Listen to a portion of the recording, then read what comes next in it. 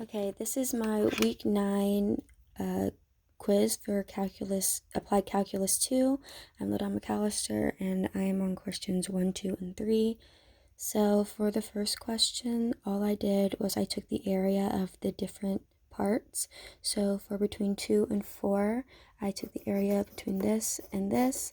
So I just broke it down into a rectangle and a triangle. And as you can see, I took the areas that way and I got 0.3. And then for the next one, it was anything less than 3.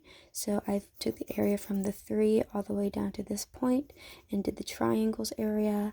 So that's 1/2 times 3 times 0.15. I got 0.225.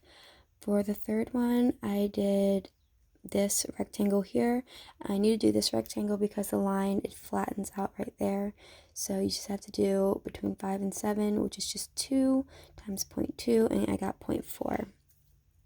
For part 2, I had to find the mean of the random variable whose variable x whose PDF is f of x times all that. So I just wrote down the mean formula over here, which is just the integral of negative infinity to infinity of x times f of x dx.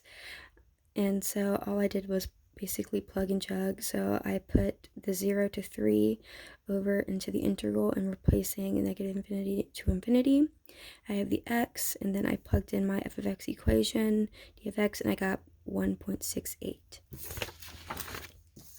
And then for the last problem that I was on, which is problem 3, it was a random variable x has an exponential distribution with a mean of 4. What is the probability that x is greater than 6? So the first thing I had to do in this one was find k, because that's an important part of the f of x. So the mean of the mean is equal to 1 over k, and the mean of this is 4. So I just plugged 4 into that and did the math and got 1/4 or 0.25. And then you just go ahead and you put it into the equation, which is ke to the negative kx, and that is what I have here. So once you have that, I just wrote out what I needed to find, which is p of the probability of x being greater than 6, and I put that into the integral. So the integral of 6 to infinity times f of x dx.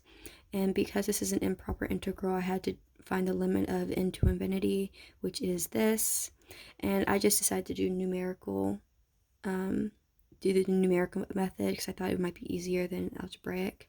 So I have over here 10 to 10,000 and my integral up here, and for my final answer I got 0.22 or 22%.